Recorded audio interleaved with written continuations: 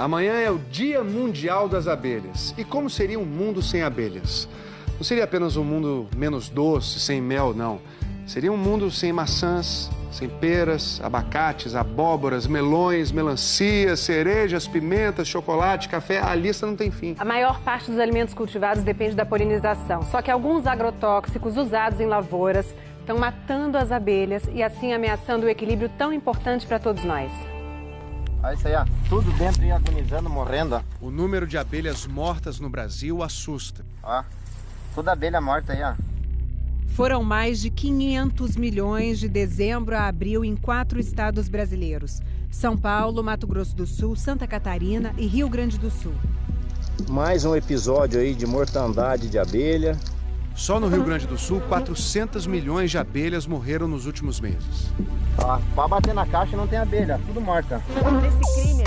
Os repórteres Alain Severiano e Guacira Merlim mostram agora por que a morte das abelhas é uma ameaça para a humanidade. Produtores e pesquisadores alertam sobre graves prejuízos ambientais e econômicos. Nesse apiário, cada uma dessas colmeias tem cerca de 60 mil abelhas, que produzem 50 quilos de mel por ano. Além da produção, as abelhas são essenciais para a polinização de várias espécies, em lavouras e também em matas nativas. 75% dos alimentos cultivados no mundo dependem das abelhas. Quando vai colher o néctar, a abelha leva o pólen de uma parte para outra da flor e também de uma flor para outra. Sem isso, a planta não se reproduz. O agronegócio praticamente depende das abelhas. Só para citar 2 exemplos no Brasil. Produtores chegam a alugar abelhas para ajudar na produção de maçã em Santa Catarina e de melões no Rio Grande do Norte.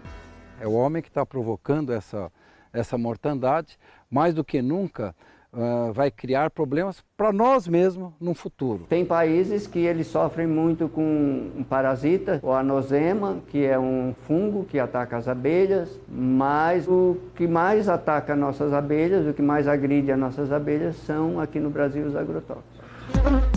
Foi o que constataram pesquisadores no interior de São Paulo.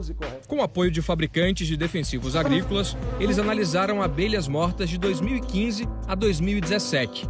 A maioria tinha resíduos de agrotóxicos, usados em plantações de cana e de laranja. Quando uma colônia de abelha é atacada por doença ou por pragas, ela leva um tempo razoavelmente grande para morrer, 2, 3, 4, 5 meses. Quando há uma grande quantidade de abelha morta em 24, 48 horas, os sintomas é bem característico de efeitos de agrotóxicos. Este especialista criou um aplicativo que monitora as mortes de abelhas pelo país. Com base nesses dados, cientistas no Rio Grande do Norte recolheram amostras que foram examinadas em laboratório. Concluíram que em 4 anos, em 18 estados, 2 tipos de inseticidas mataram 770 milhões de abelhas. Os neonicotinoides, derivados da nicotina, e o fipronil. Esses agrotóxicos, hoje, eles são um dos mais utilizados na agricultura. O fipronil ele foi detectado em 92% das nossas amostras. O número pode ser maior. Nem todo criador de abelha registra as perdas. Uma estimativa de, no mínimo, 1,5 bilhão de abelhas mortas.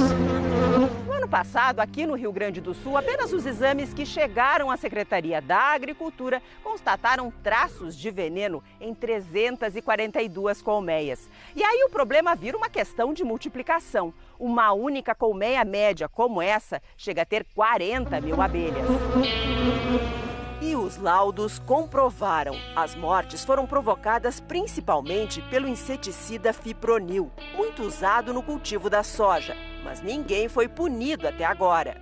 Não, nós não lavramos nenhum auto de infração nesse sentido. Este promotor investiga o caso. Nós agora atingimos um momento da responsabilização de toda a cadeia. Por quê? Porque o que antigamente era uma mera especulação, o agrotóxico pode matar a abelha, hoje nós temos uma comprovação laboratorial. Este professor diz que o problema é o uso indiscriminado. Isso já vem a semente, vem o adubo, vem os defensivos agrícolas, né? Isso vem num pacote. Teria que avaliar primeiro se precisa ou não, né? E depois aplicar. no nosso meio. Não existe isso aí. O produtor não desperdiça insumos químicos, não usa em excesso, porque eles são extremamente caros em primeiro lugar. O produtor ele vai seguir um protocolo então de boas práticas, ao mesmo tempo em que o apicultor também o seguirá. Aqui no Brasil, são 53 os agrotóxicos à base de fipronil registrados. Eles foram liberados depois da análise de 38 estudos e têm indicações claras para o uso. A pulverização aérea, por exemplo, é proibida. O fipronil é uma ferramenta importante, essencial para a gente manter os atuais níveis de produção de alimentos. Desde que utilizado da maneira correta e seguindo orientações de bula, seguindo os parâmetros técnicos adequados, é uma substância segura.